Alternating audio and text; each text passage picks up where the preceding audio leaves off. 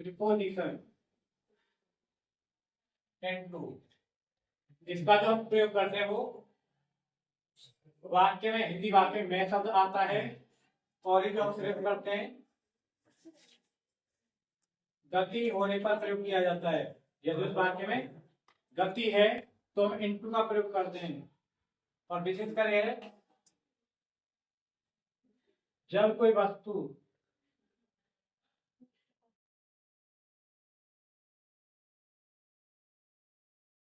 बाहर से अंदर की ओर जाती है, बाहर से अंदर की ओर जाती है इसमें। और दूसरा जो इसका प्रयोग करते हैं हम परिवर्तन होने पर, परिवर्तन होने पर हम इनटू का प्रयोग करते हैं। इसके हम एग्जांपल लिखते हैं,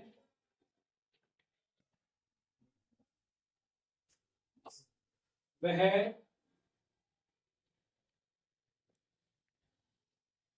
कमरे में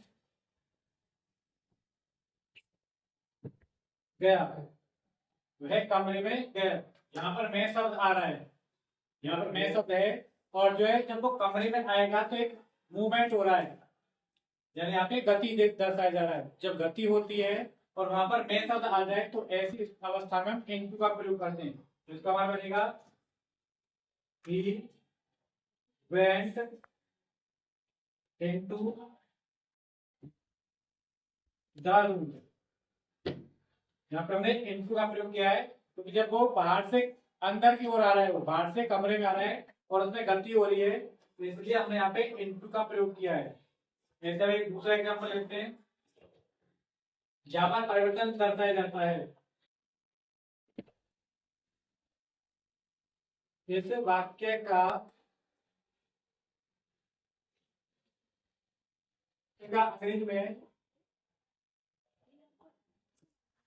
करो, यहाँ पे जो है परिवर्तन हो रहा है। अनुवाद का मतलब क्या होता है? परिवर्तन। एक वाक्य को जब दूसरे में बदला जाता है तब भी हम इनटू का ही प्रयोग करते हैं। इसका बनेगा ट्रांसलेट दिस सेंटेंस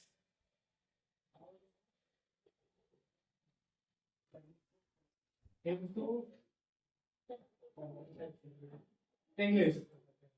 याद रखना हमने यहाँ पर भी इनटू का प्रयोग किया है क्योंकि ये क्या परिवर्तन हो रहा है। अनुवाद का मतलब क्या होता है? परिवर्तन होना। इसलिए हमने यहाँ पे इनटू का प्रयोग किया है। अगला एग्जाम्पल नंबर 3, पानी में बदल जाती है,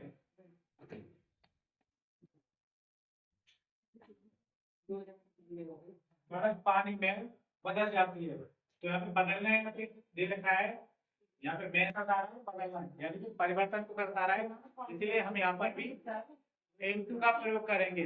बर्फ पानी में बदल जाती है, यहाँ पे भी बदलाव को दर्शा रहा है और मैं शब्द आ रहा है हमारे यहाँ पे और बदलाव भी आ रहा है। यहाँ पर भी हम इनटू का ही प्रयोग करेंगे।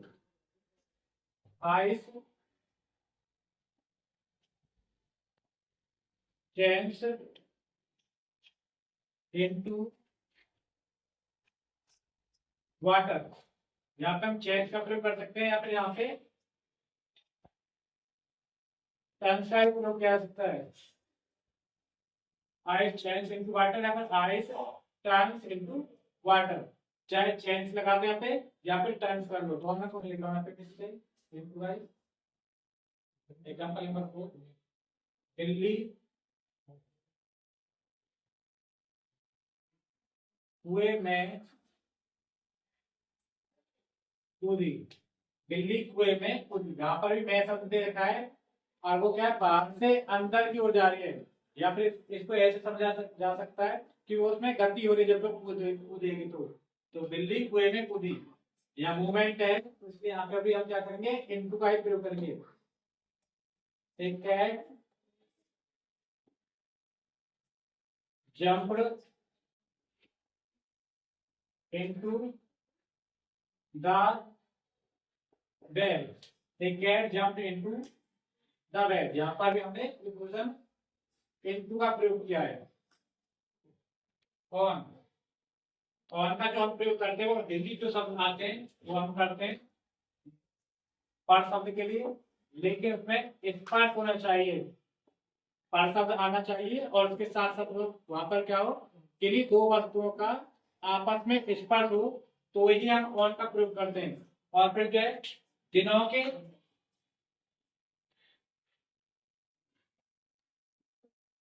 के नाम के आगे, दिनों के नाम या फिर त्योहारों के नाम, त्योहारों के नाम, दिनों के नाम और त्योहारों के नाम के आगे क्यों लगाते हैं, और निर्भरता होने पर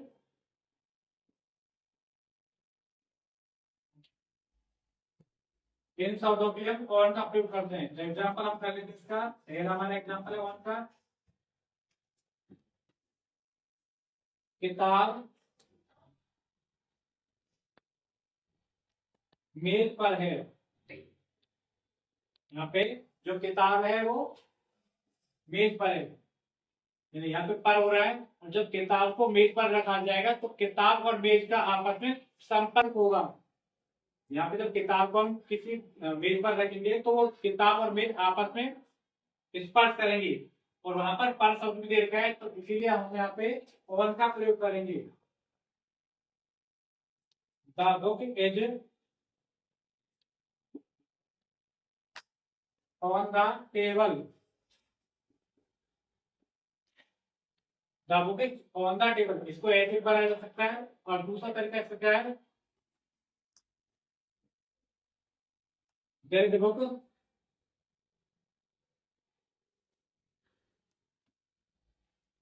ऑन द टेबल, इसको देयर के द्वारा भी बनाया जा सकता है।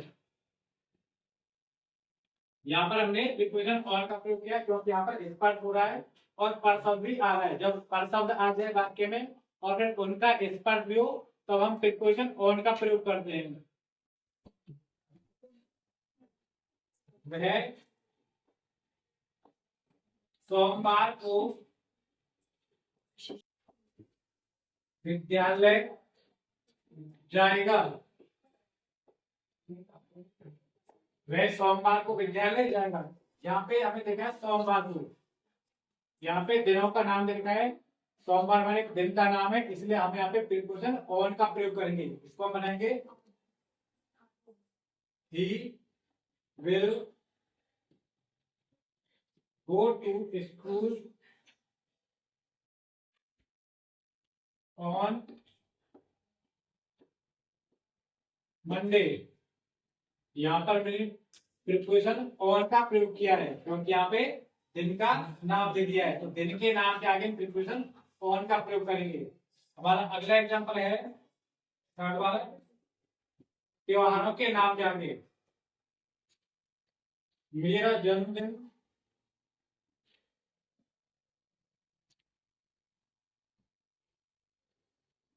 दिवाली वाले दिन था।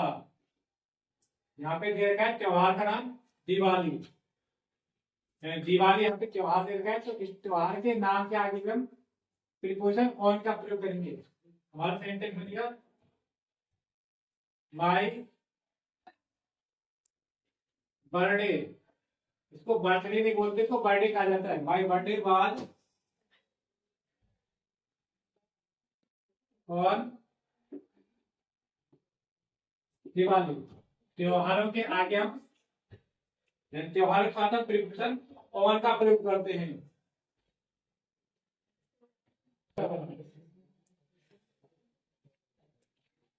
वह पूरी तरह, वह पूरी तरह उस पर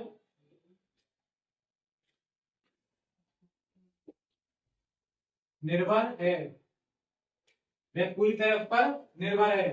यहाँ पे निर्भर वर्ड आ गया है, तो इसके लिए भी हम यहाँ पे पर शब्द भी देखा है, पर शब्द का जो प्रयोग किया गया है और वो निर्भरता को दर्शा रहा है। तो हमें हमने पढ़ा था जो पर शब्द जो होता है उसके लिए हम ओवन का प्रयोग करेंगे। यहाँ निर्भर पे भी तो मत जाइए, इस पर शब्द के द्वारा हम जान सकते हैं। यहाँ पे पर शब्द देखा है, तो पर शब्द हमें किसके लिए प्रयोग करना है, ओवन का प्रयोग। तो यहाँ पे पर जो है निर्भरता को दर्शा रहा है, तो इसलिए हमें यहाँ पे ओवन का प्रयोग करेंगे। इसका मतलब बनेगा he is free depended online. Upon का भी हम किस पे प्रयोग कर सकते हैं, ऑन या फिर अपॉन, इन दोनों किसी का भी हम प्रयोग कर सकते हैं। डिपेंडेड ऑन हिम, तो यहाँ पे हमने प्रीपोजिशन ऑन का प्रयोग किया। यहाँ पे जो डिपेंड अपॉन का जो हम प्रयोग करते हैं ऊपर, हमने पिछला पढ़ा था पर, लेकिन इसका मतलब क्या था, ऊपर या फिर जो है पर, लेकिन इसमें क्या होता है, गति होने की पर हो उसमें, लेकिन क्या उसमें गति हो, तो हमें क्या करेंगे, अपॉन का प्रयोग करेंगे। इसके एग्जांपल लिखते हैं, और पहला एग्जांपल है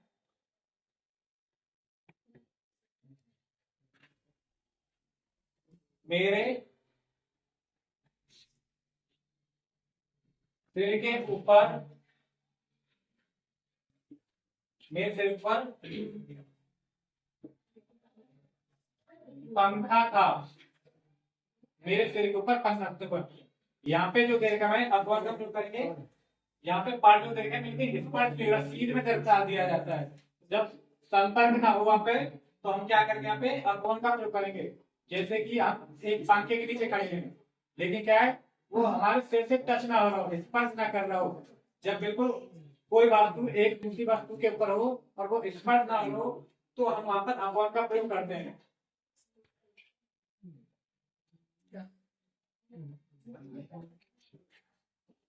देर बाद a fan upon my head,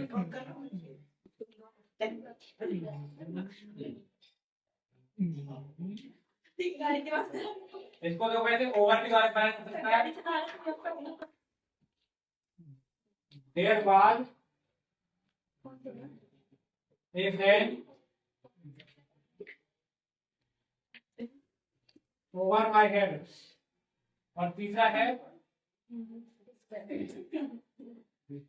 there was a fan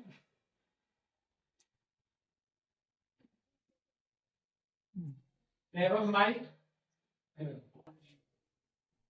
यहाँ पे ऊपर शब्द के लिए हम अपॉन, ओवर या फिर एवर का प्रयोग कर सकते हैं। ये स्थिति कब है, जब कोई वस्तु स्पर्श नहीं कर रही हो, जब कोई स्पर्श नहीं कर रही हो और ऊपर आ जाए, तो ऐसी कंडीशन अपॉन, ओवर या फिर एवर, इन तीनों में से किसी का भी प्रयोग कर सकते हैं। और दूसरा हमारा एग्जांपल है गति होने पर। एक बंदर छत पर, एक तो यहाँ पर क्या है, पर शब्द आ रहा है, लेकिन यहाँ पर गति को भी दर्शाया जा रहा है। जब पर शब्द आ जाए और गति को भी दर्शाए, तो हम अपॉन का प्रयोग करेंगे। इसको मैंने कहा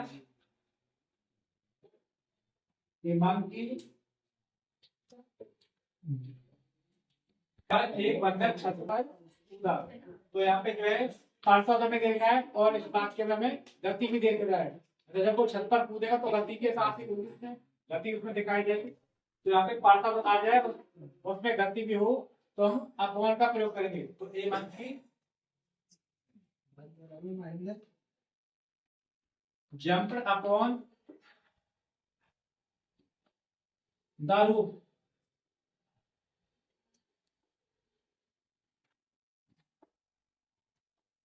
monkey jump upon the roof. यहाँ पे जो हमने अपॉन का प्रयोग किया, क्योंकि वो पर शब्द यहाँ पे दे रखा है और इसके साथ साथ क्या वाक्य में गति भी है। जब वो गति भी हो और वहां पर पर शब्द आए तो यहाँ पे अपॉन का प्रयोग करेंगे। ओवर, ओवर का जो प्रयोग हम करते हैं हिंदी वाक्य में बोलता है के ऊपर, लेकिन इसका जो हम प्रयोग करते हैं वो स्पर्श ना होने के होने पर करते हैं, यानी कि वो वस्तुएं स्पर्श नहीं करती हैं आपस में, तो हम ओवर का प्रयोग करते हैं। इसका एक एग्जांपल लेते हैं।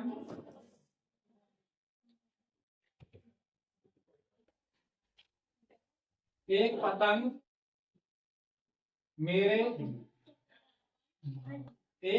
मेरे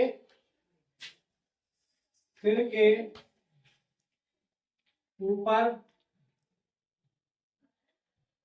से उड़ी।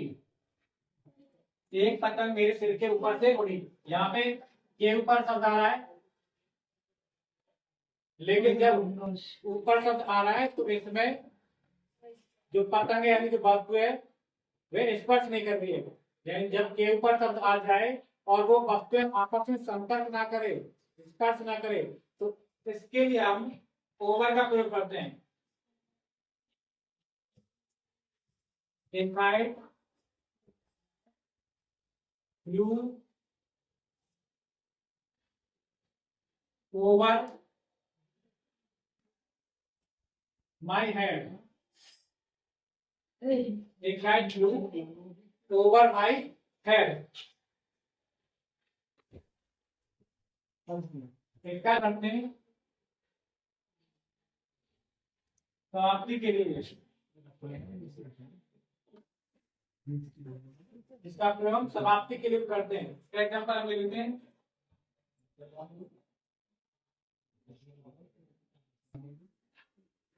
हमारा विद्यालय 2 बजे समाप्त होता है। हमारा विद्यालय 2 बजे समाप्त होता है, या हमारी छुट्टी 2 बजे होती है। हमारा विद्यालय 2 बजे समाप्त होता है या फिर हमारी छुट्टी 2 बजे होती है। इन दोनों का अर्थ एक ही है, तो हम इसको बनाएंगे। यहाँ पे देखो टाइम दे रहा है ना, तो यहाँ पे दे रखा है, यहाँ पे जो है छुट्टी दे रखा है, तो दोनों का मतलब एक ही है। यहाँ पर हम ओवर का प्रयोग करके हमारे स्कूल